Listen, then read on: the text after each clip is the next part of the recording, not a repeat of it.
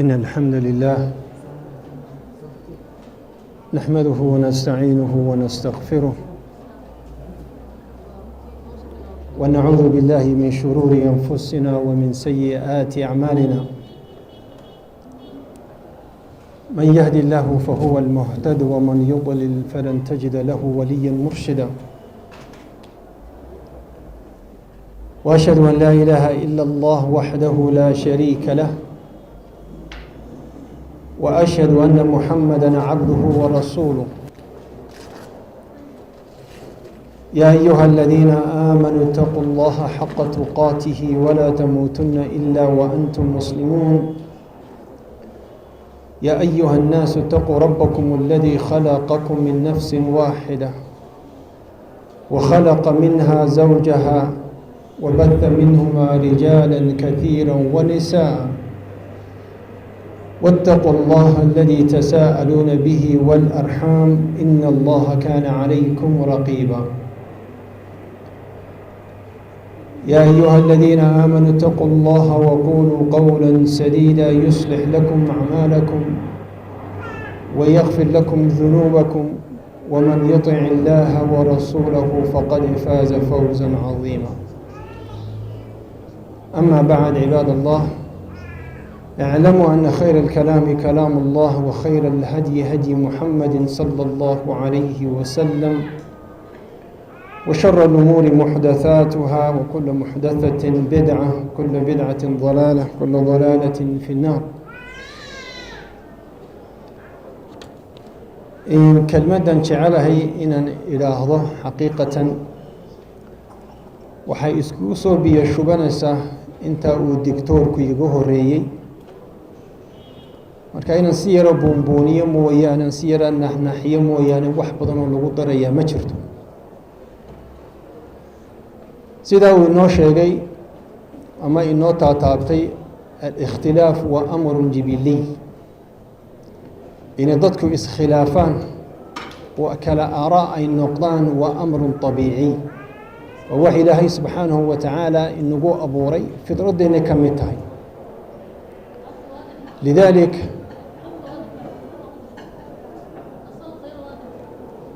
lidalik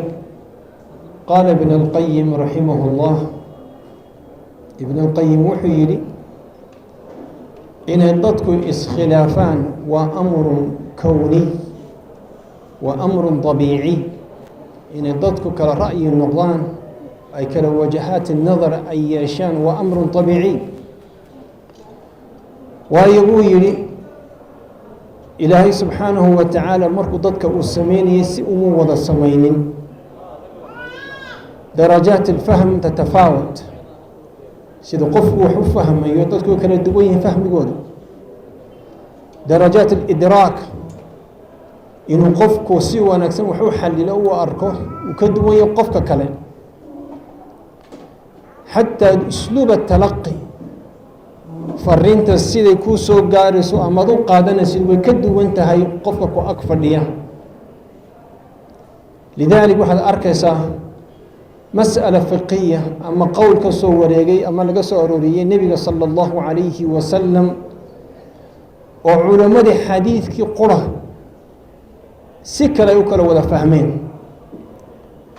marka ibnulqayim raximah llah wuxuu yihi laa ba'sa ina dadku iskhilaafaan walaa yazaaluuna mukhtalifuun. ilaahay subxaanahu wa tacaala qur-aan ku yihi ikhtilaafkaasina laysa faqad ikhtilaaf alcaqadi, maha ikhtilaaf la odhanayo waxaa laisku khilaafay fi lmasaa'il alcaqadiya, ama caqiidadii baa laisku khilaafay, ama waa mas'ala iimaaniya iyo mas'alad kufr. waa runtaasi, laakiin waxay soo gelaysaa abwaabo kale oo fara badan. sidaa darteed ikhtilaafka culammadu labay u kala qaybiyeen: ikhtilaafun maxmuud wa ikhtilaafun madmuum. ikhtilaaf la ogol yahay oo wanaagsan oo laysku khilaafi karo masaa'il katiira, iyo ikhtilaaf xun oo la neceb yahay. ilaahay subxaanahu wa tacaala ummadda aada buu uga digay ikhtilaafka xun, oo ilaahay subxaanahu wa tacaala القرآن كل شيء واعتصموا بحبل الله ولا تفرقوا إلهي سبحانه وتعالى وحي حرق إلهي هلا عسكروا هلا ولا قبصدوا وهكذا كلا بيننا وهي خلافنا. ابن القيم عفوا الطبري رحمه الله مركنا واعتصموا بحبل الله ولا تفرقوا يعني كلا شيحمنا كلا بيننا. ابن القيم ابن الطبري رحمه الله الطبراني وحيري رحمه الله في تفسيره مركو هذا وحيري إن الله يأمر بالألفة وينهى عن الفرقة فإن الفرقة عذاب والجماعة نجاة. وحي الله سبحانه وتعالى وحي نبو أمرية مسألة دا إنين أرور صنه وحي نقريبية إنين اختلافنا وايو ودا تشوقة يأس أرور والرحمة ووحي الله سبحانه وتعالى ونوتي عليه كلا تشتشب كلا بيد كي اختلاف الآراء وكلا وسي كلا فوقانية مذموم كينا ونوع من العذاب وقرنا سان عبد الله بن مسعود رضي الله عنه مركي لو يمي ليلي أمير المؤمنين عثمان بن عفان صلاة دي بوحية وأكمل الصلاة في حالة السفر وحلوية قال النبي صلى الله عليه وسلم يا أبو بكر يا عمر يا حتى عثمان في مطلع الأمر انت دي هراء تاريخ دي انت هراء إنه مركز سفر لقالوا وليبا لتقوى الحرم إن صلاة قصر لتكنشري لكن عثمان بن عفان رضي الله عنه سقوا رأي كانوا ليمي صلاة هلا بوحي دور كي أفر هلا تكدو عصر كي أفر هلا تكدو عشاء أفر هلا تكدو والله يقانا لأن يرده هي ضدك دق بدن شو دي بوحي لافت أصارين عبد الله بن مسعود وحن لقى السوريين مرة يقول إنا لله وإنا إليه راجعون مرة يقول لا حول ولا قوة إلا بالله الله أكبر صلاة بؤكعي سيدي عثمان أتكدي أي أتكدي وحيكون أهدين وصدقي مكان حي أمك ديدنا يعني كلمة أنت أقول أيكون أهدين مركب وحقول جوابي الخلاف الشر إن ليس خلافه وشر. نبي صلى الله عليه وسلم في صحيح مسلم من حديث أبي هريرة وحلق السوري إنه يدي إن الله يرضى لكم ثلاثة ويكره لكم ثلاثة. إلهي صدحنا ويدين لا تعالى صدحنا ويدين كرهبة ونعبيس. يرضى لكم أن تعبدوه ولا تشركوا به شيئا. إلهي وحرى لكي إن عابدان وآن عدكم الضرين وأن تعتصموا بحبل الله جميعا ولا تفرقوا. وإن حرق إلهي سبحانه وتعالى لقبصده وأن لقبيرين هل كاوحوا يلي إلهي وحي نو شيغيا حديث كان صلى الله عليه وسلم في صحيح مسلم كسر إلهي وحي نو شيغيا إن كلنا نعتصم بحبل الله جميعا ولا نتفرق. وحين لقربنا قيل وقال وكثرة السؤال وإضاعة المال ويتري ويري يحزب أساس سدا يري حزب أساس سدا يري قرض أساس سدا تري قرض أساس سدا يري يهب لا يسدا تري يهب البان سدا يري قيل وقال إلهي سبحانه وتعالى تأمدي صالحين تعباد كيسا مولد دونين ما نولك الله يسنين بمشيدا وحكو حق ويري وكثرة السؤال فربضان بلا معناه لا ينفع ولا يسمع ولا يغني من جوع إن الصوت بطحه ما لوناك سناب النبي صلى الله عليه وسلم ويري وحال نبا ويم عمر بن الخطاب مركز سؤال افتراضية والله جاي بين دعي دونتو أما دعي كرته أيو أليم عمر بن الخطاب سؤال شيء ودقيستي قال أوقعت وحانت كحد لسه مية لعضي قال لا ما يدعي بويري قال دعها فإذا وقعت تجشمنا لها اسكت أقول مركز مسألة ده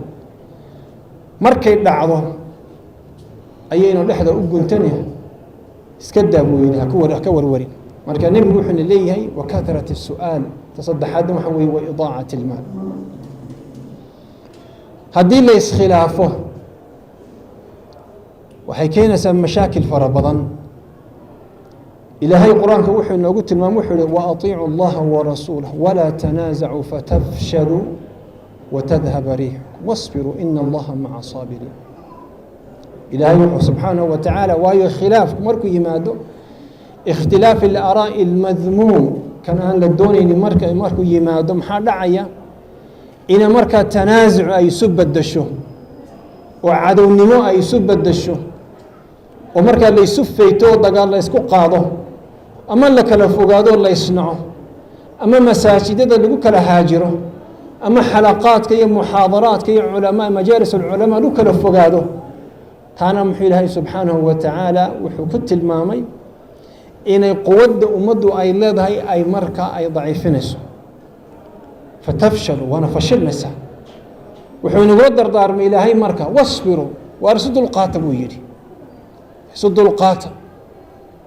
ha laysu dulqaato waayo qofkii kugu soo dhacdhaca ama kugu soo qaldama u dulqaado qofkii nacasnimo kugula yimaado u dulqaado qofkii khilaaf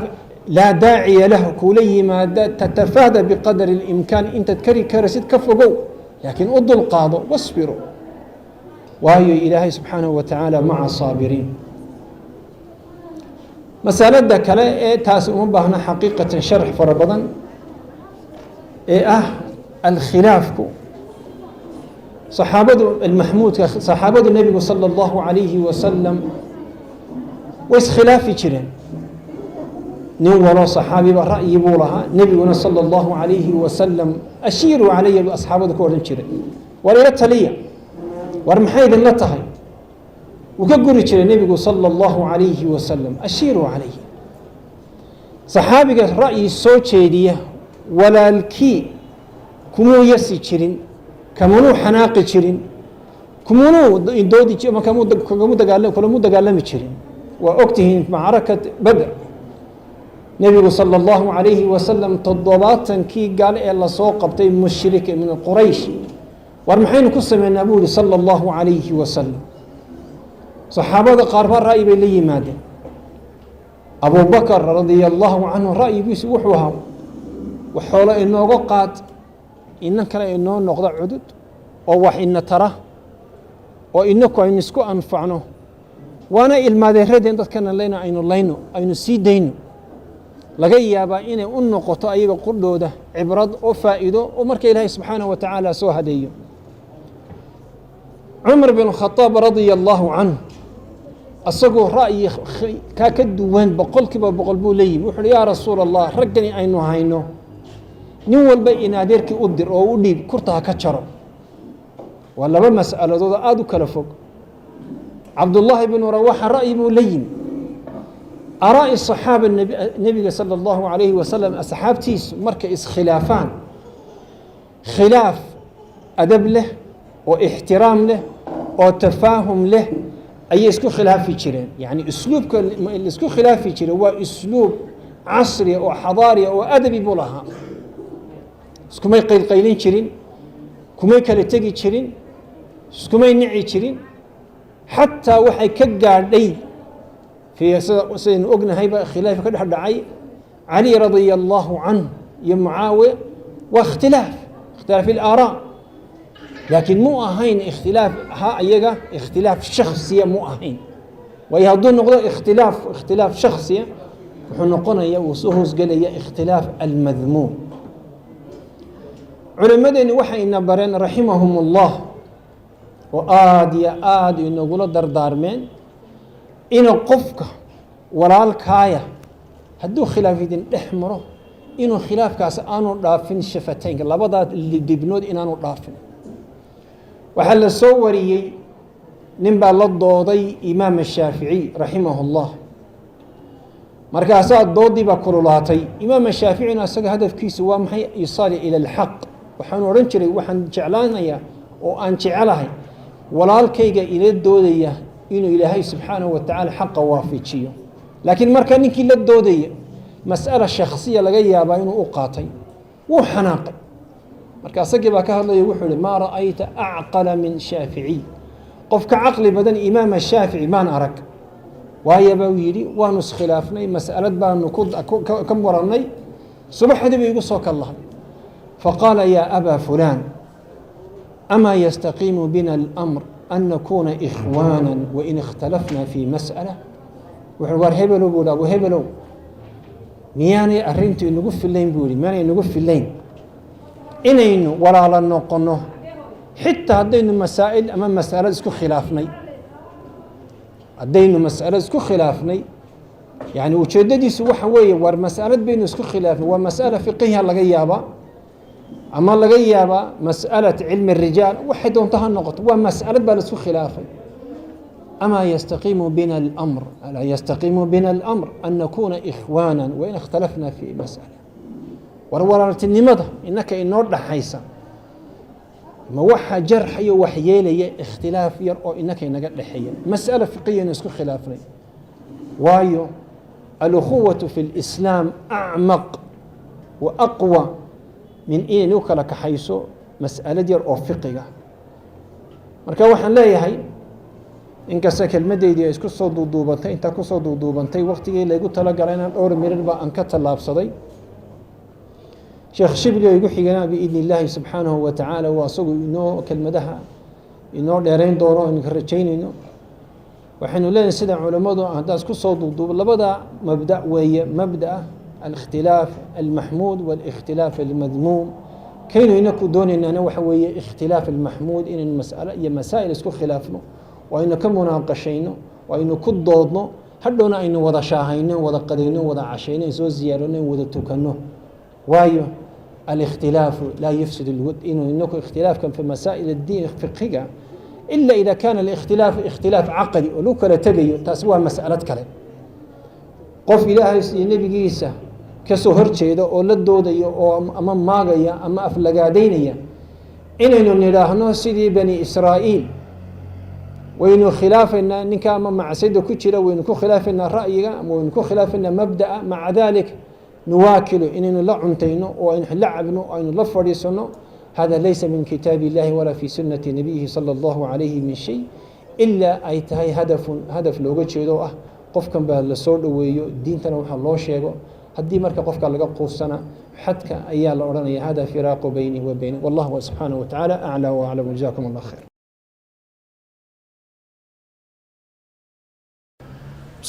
بسم الله الحمد لله الصلاة والسلام على رسول الله وعلى آله وصحبه وعلى ما بعد السلام عليكم ورحمة الله وبركاته إلهي سبحانه وتعالى كلا كأن خير الله كدقه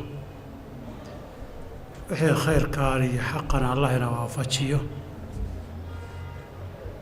موضوع قيبتا وحن كده كرا كلمة كوبا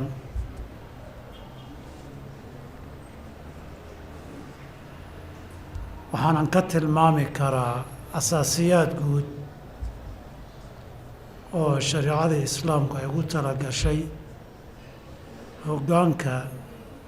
ummadda muslimka dadka haya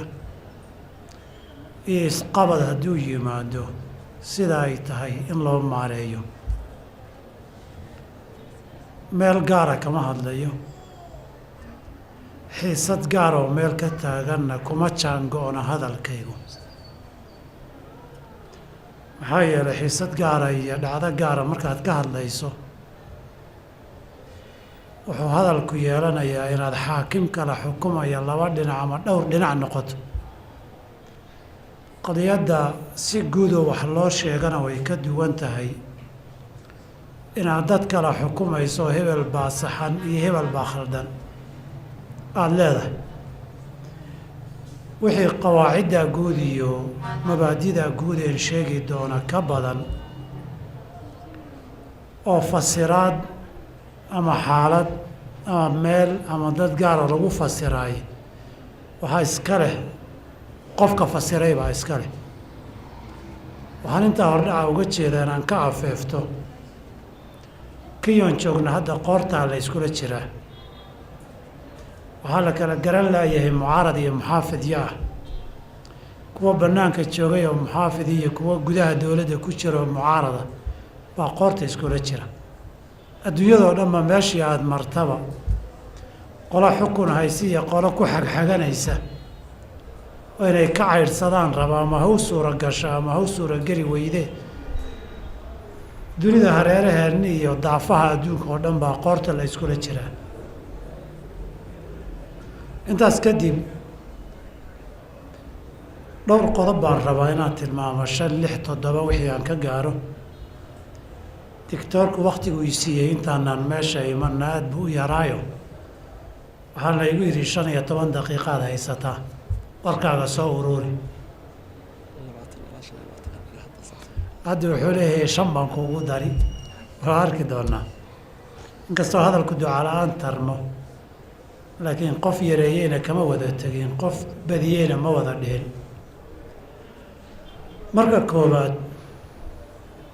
shariicadeennu waxay ugu talagashay mujtamaca muslimka ah waxaa dad ishaya oo xukun doonaya iyo mid jooga iyo dad isku haysto oo qof waliba inuu ka riixda ama ku fadhiyo doonayo waxa kala raaca waa dadka mujtamaca iyo raciyada iyo shacabka wey qaybihiisa kala duwan madax iyo shacabba waxyaabuu islaamku asaas tarbiya uga dhigay kow waxaa laynoo sheegay xukunka raadintiisu iyo daydaygiisu ma fiicna inaad raadiso aadaamuhu waa xukun jecel yahay iyagoo muslima loo sheegay khatarta uu leeyahay inuu mas-uuliyad yahay eesan maamuus ahayn inuu xil yahay ee tashriif aynan ahayn oo la sharfayo in xisaabtan iyo wax badan ka dambaynayo in dhib badan qofka naftiisi iyo dadkaba uu soo jiidi karo intaasoo dhan iyadoo wax walba loo sheegay haddana waxaa laynoo sheegay dadku xukun daydayga way ku dadaali doonaan fi saxiixi albukhaari min xadiidi abi hurayra nabigu sal l slam wuxuu yihi sataxrisuuna cala alimaara wasatakuunu nadaamatan yowma alqiyaama fanicmat almurdica wabiisat alfaatima waxaa la yidhi waxaad ku dadaali doontaan xukunka iyo xil raadinta tii hadda waa aragnaya waxa kaambayn dhaca ama meel hoose iyo m c a-yada innaga waddankan aan joogno ha noqdaan iyo deegaanada iyo maamulada iyo dowladaha hoose ama madaxa u sarreeya waddanka iyo madaxweyne ha noqdo nabigu wuxuu ku soo ururiyey xil iyo xukun qabashadii waad ku dadaali doontaan maal baa lagu bixin wakti baa lagu bixin dembi badan baa loo geli dad baa la isugu diri dagaal baa loo hurin sataxrisuuna cala alimaara xil iyo xukun raadinta waad ku dadaali doontaan wasatakuunu nadaamatan yowma alqiyaama waxayna noqon doontaa aakhara waad ka shallaayi doontaan aakharana dembi iyo shallayto iyo cadaab iyo dulli baad la kulmi doontaa saa darteed qofkan ordaya ee digdiglehee dadaalaya ee hubka qaadanaya ee maalka urursanaya ee idaacadaha taagan ee xisbiga samaysanaya ee kaambaynka iyo gawaarida la wareegaya hadda wuxuu ku jiraa sataxrisuuna cala alimaara xil iyo xukun waad raadin doontaanoo waa ku dadaali doontaan wasatakuunu nadaamatan yowma alqiyaama aakharana waad shallaayi doontaa fa nicmat almurdica intay kuu irmaan tahay ee aada xilka hayso ee aada magac iyo maamuus ku leedahay ee aada maal iyo xoolo ka tabcayso way fiican tahay oo waa wax caano macaan wabiisat ilfaatima markay ku guriso naaskii iyo caanihii kaa goysana aada bay u xun tahay ama adduunkaa kaaga goyso markay kaa goyso adduunka markay kaaga goysana aad bay u xun tahay wixii eed ahaana waad qaaday sida dadkii isagama noolaan kartid oo uma shaqaysan kartid deymo badan oo siyaasadeed baa lagugu leeyahay eed badan baa kugu maqan haddana shacab baa taho waxba ma haysid markaad xukunkii ka tagto god keliga aada gasho buugtii diiwaanka iyo xisaabtaadii lagu soo hordhigana oo wax qaraar saa darteed dadka xilka waayey ama baarlamaan ka dhacay ama wasiirnimo ka dhacay ama deegaano ka dhacay ama madaxweynenimo ka dhacay waxaad arkaysaa ninkii shalay wuxuu ismarmariyeyba dhalaalayay xilkii intuu joogay oo durbo busaarad xun ka muuqato noloshuu ku jiray iyo tuu u soo dhacay ay isqaban laaday guryuhu deganaan jiray iyo wuxuu biilan jiray iyo gawaariduu wadan jiray iyo goobuhuu fadhiisan jiray iyo wixii jeebkiisa ku jiri jiray iyo markay joogtana waxaa lagu jecel yahay nin madaxda soomaalida ka mid a hebel dhihi maaye yani niyo baashan maxaa lagu jeclaaday wuxuu yidhi wax la dayn kara maaha markaad meel timaada magaca ugu fiican baa lagugu yeeri meesha ugu fiicanna waa lagu fadhiisin waxa ugu fiicanna waa lagu siin dadkao dhanna way ku wada qusli gaadiidka ugu fiican baad saaran tahay guriga ugu fiican baad degan tahay fadhiga gogosha ugu fiican baad ku fadhidaa cuntada ugu fiican baad cuni dadkao dhan baa ku wada qosli maasha wax la dayn karaa ma aha buuri taasuu tilmaamayaa nabigu fa nicmatil murdica intay ku nuujinaysee naaskeeda ku irmaan yahay oo baxal aada u macaan oo aada u mirqaan badan wey qofku markuu bahashaa ku mirqaamana wax kastaba waa u xalaalaysan iyada darteed inta badan halka waxaa layna barayaa meeshan igu soo carar maaha mar kale nabig alay slam wuxuu yidhi awaluhaa malaama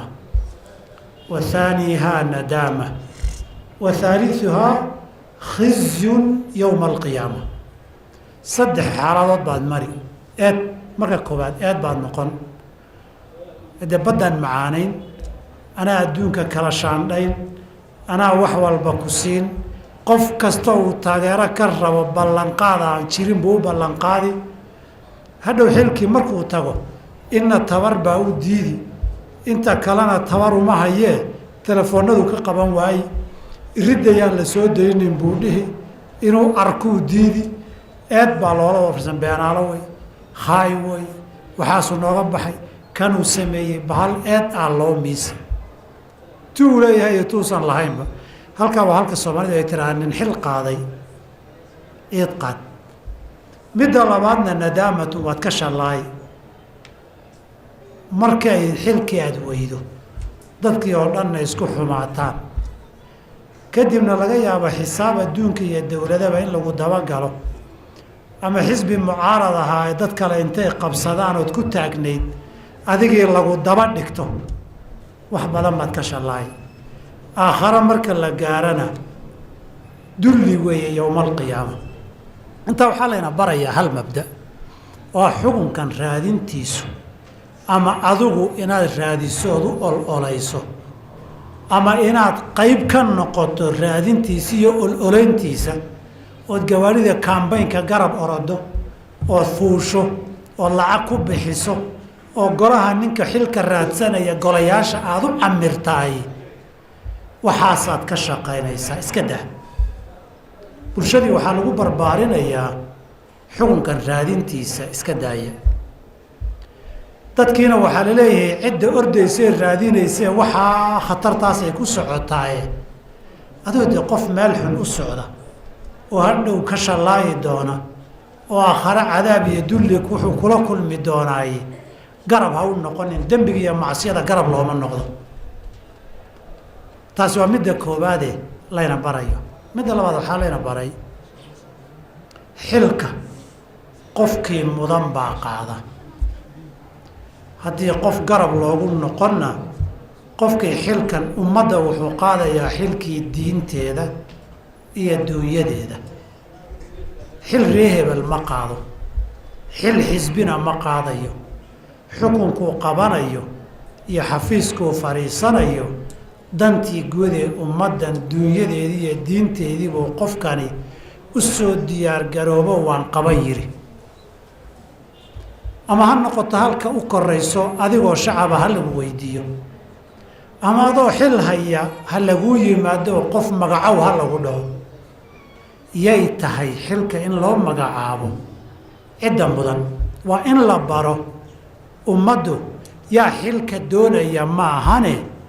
yaa xilkan mudan oo danta ka shaqayn kara oo gudan kara waayo fi saxiix albukhaari wa muslim nabigana alai slat slam abu muusa alashcari baa u yimid laba ninoo iyo isaga qaraabo yihiin baa la socday nabiga noo gee bay ku dhaheen markuu nabiga u geeyey bay xil codsadeen in xil iyo maamullo loo dhiibay codsadeen jagooyin iskumaynan ogeyn maynan u soo sheegin abu muusa alashcari waxay nabiga noogee u leeyihiin inay xil iyo jagadoo yihiin umayna sheegin markay hadleen waabaa ku beri abu muusa alashcariyo dee nimankan isagaa keenay nimankiina warkanay la yimaadeen oo laysku ogeyn wuxuu yidhi abu muusa waa boobay hadalka rasuulka ilaahayow mana anaan ku wada socon mana ayna ii sheegin buui waxa aynay rabaan aniga mayna sheegin nabigu nimankii waa fiiriyey wuxuu yidhi annagu arrintiiya maamulka yaga cidday dayaysoo doonaysa uma dhiibno qofka xilka raadinaya dangaadan buu wataa dareen buu qabaayoo waxbuu doonayaa ama magac buu doonayaa ama maal buu doonayaa waxbuu doonayaa shaksi ah wada ninka xoolaha ku bixinaya ee xiiqsan maantoo dhan ee dad la dagaalamaya ee meediyaha taagan ee dalka wareegaya ee qofna heshiis laha qofna la coloobaya ee dad caayaya xilkaa wuxuu u daydayayay intuu dooniba xilku hala ekaadee nacfi buu ka raadinayaa meeshanna waa xil iyo dan ummadeede ninkii nacfi shaksiga raadsanaya suuqa muxamaasha ugu jiraa suuqyadaba waa la ganacsadaa dadka inta badan muxamaashu muu shaqo tago wixii danta dadka ka dhaxeeyey buu dan gaara ka dhex raadinayaa qofkani haddaba qofkaasi ma mudna xilka in loo dhiibo dan guud kama shaqayn doonee dan gaaruu ka shaqayn doonaa ninka malaayiinta kursiga baarlamaanka ku soo bixiyey ee intaasoo shaahiya laaluusha kaambayna soo gaday ee guryo iyo dhololuu lahaa soo iibiyey hadhow kursiga markuu yimaado ma xafiis dan guud buu joogaa mise xafiisuu iibsaday buu joogaa xafiisuu gatay buu joogaa xoolihii ka galay iyo faa'iidadoodii waa inuu xafiiskan ka soo saaraa saa darteed ninka xoolaha ka bixinayaay dadkaa didaya dantooda uma socdo xoolihii kaga baxayna xafiiskan uu ka dhalaalin doonaa hadduu madaxweyne noqdona waddanka oo dhan buu ka dhalaalin hadduu wasiir noqdona wasaaradduu ka dhalaalin marka meeshan ninkan uu giibsaday waxaan rabnaa hadda innagu inaan nidhaahno marar badan dantii guud awey wixii laga shaqeeya awey horta taa aada rabta ha u dambaysee meeshan xoolihii kaga baxay iyo waqtigii kaga baxay iyo baasanteejkeedii faa'iidada soo inuu ka dhalaaliyo maaha wixiisi la soo noqdo markaa kadib adiga taada uu eego maxaa kaga baxay dadka xoolaha ku bixinaya xilka raadintiisa saa darteed buu nabigu yihi calayh salaam amarka yagan xilka uma dhiibno qof raadinaya qofaan mudan haddii loo dhiibo adduun rogmaday weeyuu leeyahay nabig alay slam oo tilmaamay dadkaa yaacaya ee xil iyo xukun doonka ah ee mar magac xisbi ku ugaarhsanaya mar magac qabiil ku rooraya mar magac kooxuu wata ku ordaya mar dibad iyo dowladaa i wata ku ordayaay qofka aan munaasabka u ahaynen xilka ka bixi karin haddaad qabiil u hiiliso ama saaxiibtinimo aad ku siiso ama xoolo iyo nacfi aad ka helaysa aad ku siiso adduunkii iyo ummaddii iyo waddankii waad fasaadisay nabig sl xadiidkii qiyaamu saaca markuu ka hadlayay calaamadaha qiyaamada markuu sheegay wuxuu yihi idaa wusida alamru ilaa gayri ahlihi fantadir isaaca xilka haddii loo dhiibo arrinta haddii loo dhiibo qof aan qofkii gayay ee mudnaa ee ku habboonaa aan ahayn qiyaamadii sugan qiyaamada maxaa ka horeeya fitan baa ka horeeya dulmi baa ka horeeya dil iyo dhiig badan oo daataa ka horeeya kaasi xilka hadduu qabtana hadhow dadkana wuu layn duunyadana wuu boobi dalkana wuu gadan diinna celin mayso xishoodna celin maayo xukunkaasaa aakhariya adduun iyo diin iyo dunyaba u ah qofka sidaasa xilka marka loo dhiibo fasaadkii qiyaamadu inay dhacda soo dhoweynayay baa la soo raray idaa wusida alamru ilaa gayri ahlihi fantadir isaaca qiyaamada sug way joogtaa albaabaday taagantahay saa darteed ninka mujtamacu ay garab ugu noqonayaan ama ay xilka ku riixayaan waa inuu yahay baa layna baray qof mudan aqoonteedii leh ammaanadeedii leh kartideedii leh diinteedii leh intaasi waa waxyaabahan isleeyahay hordhac bay u yihiin in mujtamaca haqaafadooda khilaaf marka la xallinayo waxaa lagu xalliyaa wixii mujtamaca lagu soo barbaariyey ee lagu soo tarbiyey kitaab ilaahay xukuntama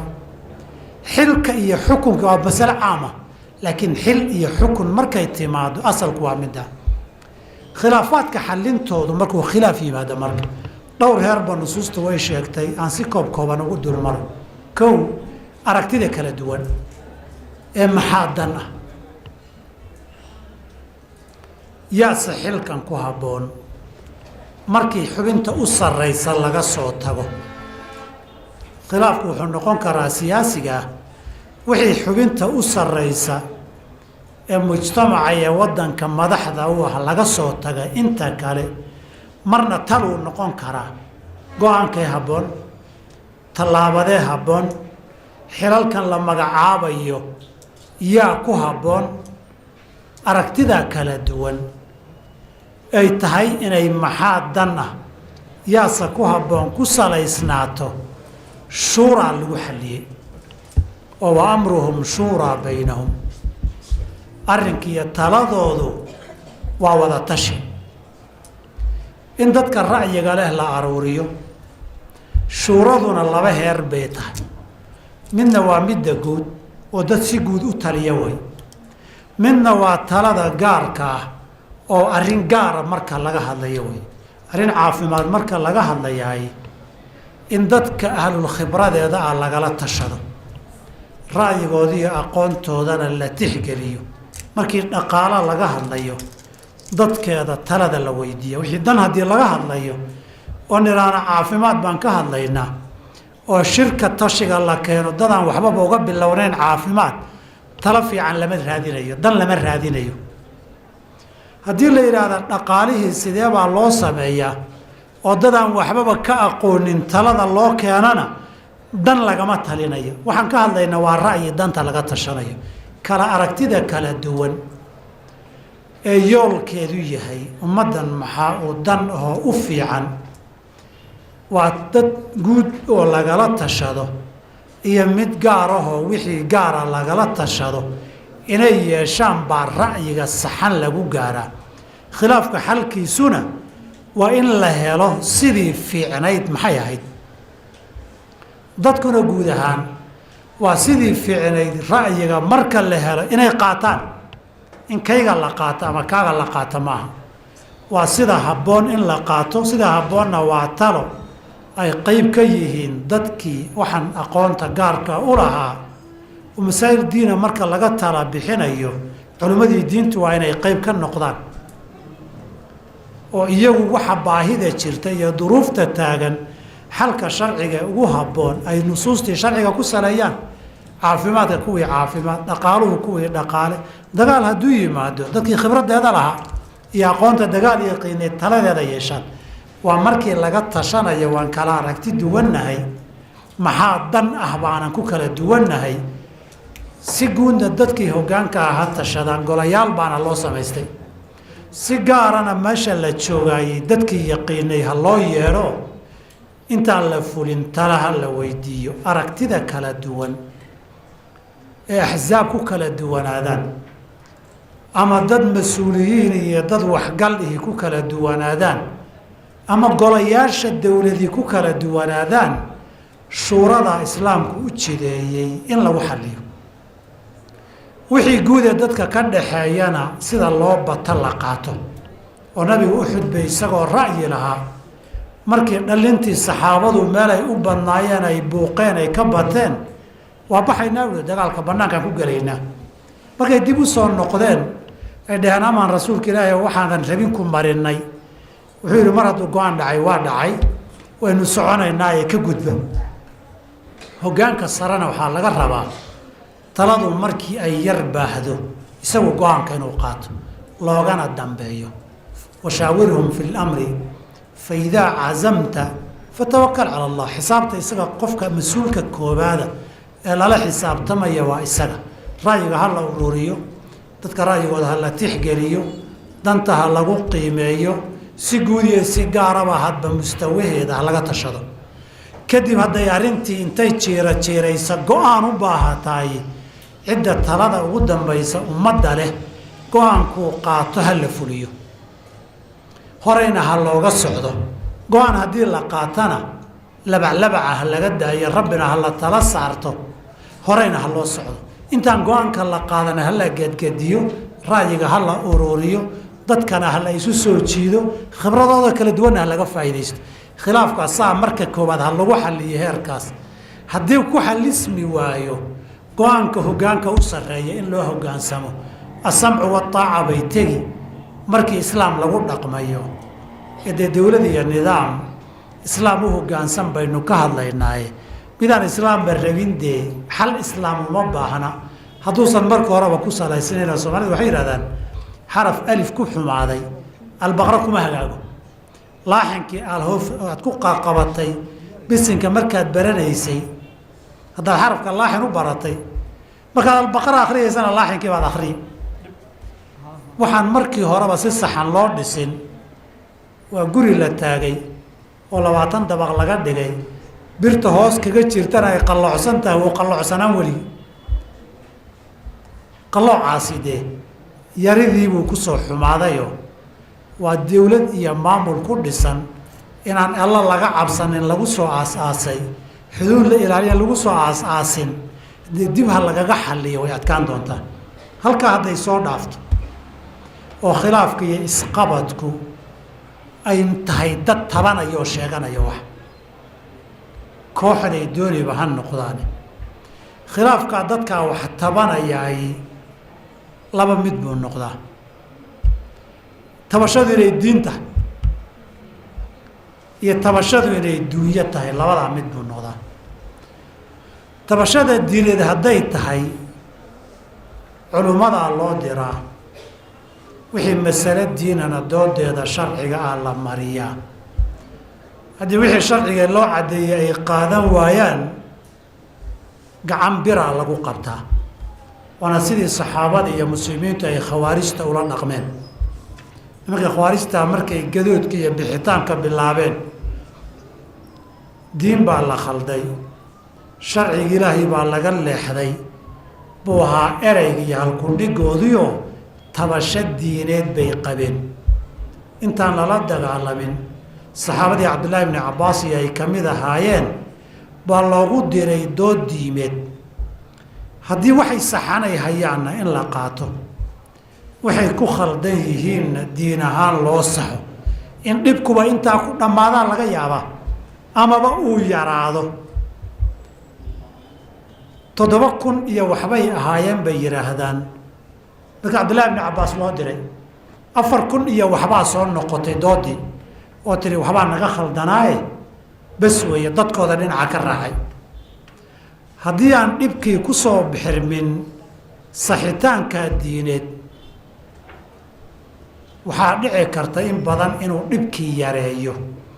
oo halkii tabashada iyo fogaanshahaasi gacanta birta ay 100 ama kumayaal noqon lahaayeen inay 10 noqdaan baa laga yaabaa shartaa yaraanaysa ama way baaba'aysaa in marka dadka haddii lagu xallin karo tabashadooda diireed in la xalliyana in dagaal lagu bilaabo sax maaha. tabashadu duunya hadday tahay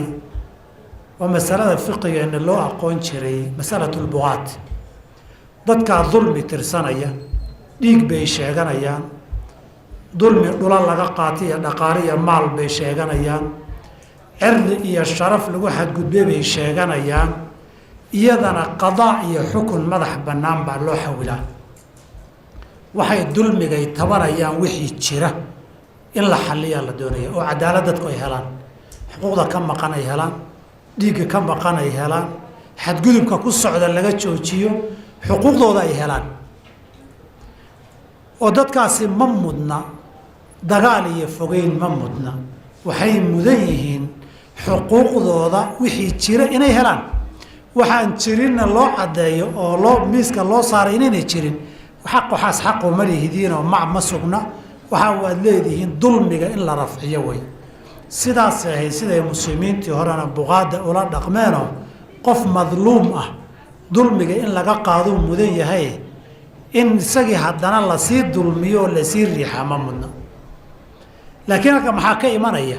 waxaanuu dalbanaya qofkii u doodaya u dagaalamayo xaq uu leeyahay oo mudan yahay ma yahay. midaan koob shaaha lagu aaminin hadduu xil u doodayo dee xaquma lihid wey. adiga koob shaaba lagugu aamino maahan. mujtamacaadka muslimiinta ee waayihii hore qurbaha u qaxay waxaa haysta kuwii qurbaha homelesska ku noqday, soomaalidana waa ka mid,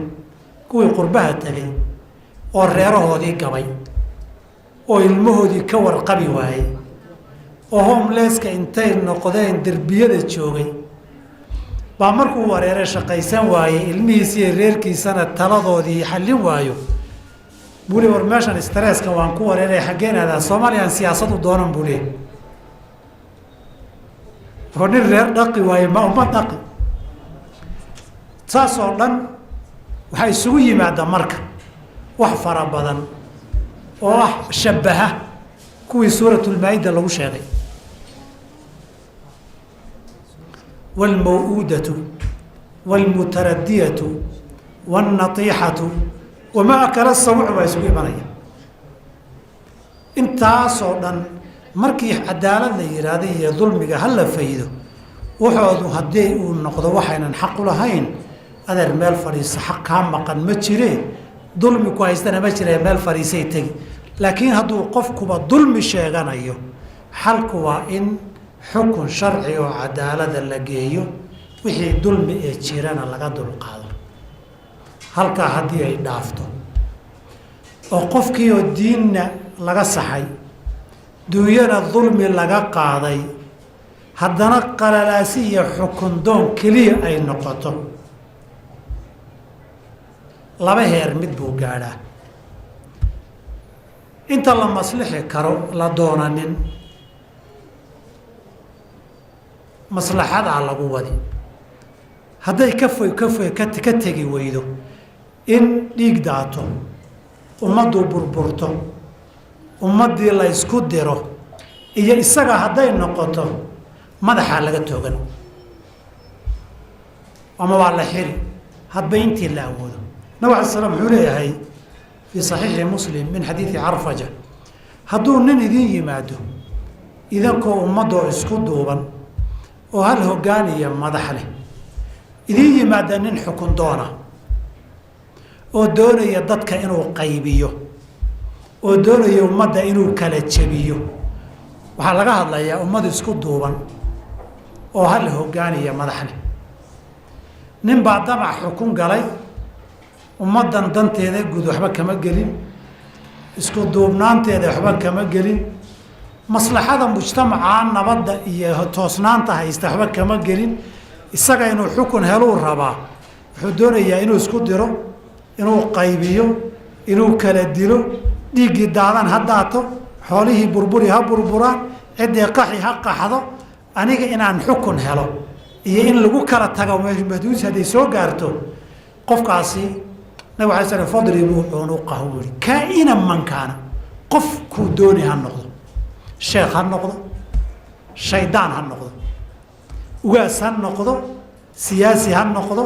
ganacsada ha noqdo sokeeye ha noqdo shisheeye ha noqdo kaa'inan man kaana waxaa la isbarbar dhigayaa qofkan oo damaciisa hela iyo ummaddan oo duntoo baaba'da ummaddan oo duntoo baaba'da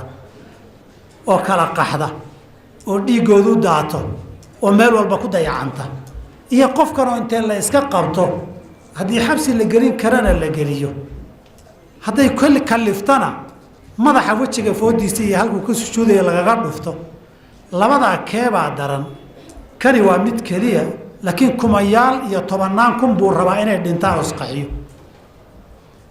dan shaksiguna wataa iyo dan ummadna ma wado dan diinna ma wado kaasoo kale gacan biri in lagaga qabta waaye nabigu wuxuu leeyahay ninkaasi iska qabta qofkuu dooniba ha noqda kaa'inan man kaana waa fii saxiix muslim intaasi waxayna tusaysaa qofka dadka muslimkaa in tarbiyada inay qaataan laga doonayo waa markay dowlad fiican oo cadaalada oo wanaagsan oo ummadda danteeda ka shaqaynaysa ay joogto cid inuu duuyiyo oo dadka isku diro oo dunidu gubato oo la kala haado oo dariska iyo qaraabadu isnacaan oo isdilaan ka shaqaynaya iska qabta ninkaas ama xabsi ha noqoto ama masaafurin ha noqoto ama madax ka toogasho ha noqoto haddasay u suura gasho ee ugu fudud isaga qabta xalka khilaafka waxaa ugu dambeeya say carabtu yidhaahdaan aakhiru dawaa'i ilkay waxaa ugu dambeeya dab baa lagu dhajiyaa inta hore waa in la waaniyo waa in ka daa la yidhaahdo waa in la maslaxo diin ahaan waa in laga qanciyo dulmiga waa in laga dulqaado wixii intaa ka soo badan aan ummadii dumiyo iyo aniga ha laiga iska qabto isaga ha la iska qabto wey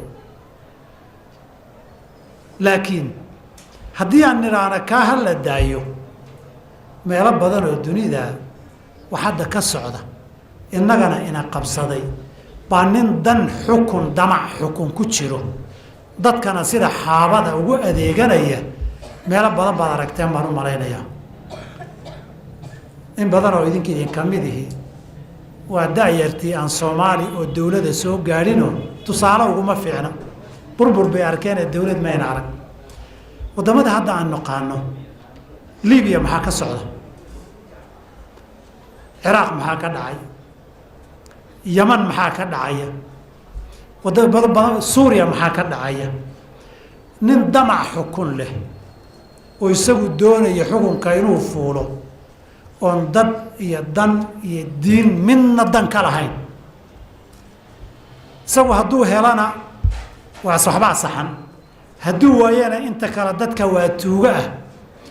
marka koowaad qofkii xilka mudnaa maaha marka labaadna kii garab loo noqon lahaa maaha marka saddexaadna haddii la kari waaya kii la iska qaban lahaa wey sidaasaa loogu talagalay si kooban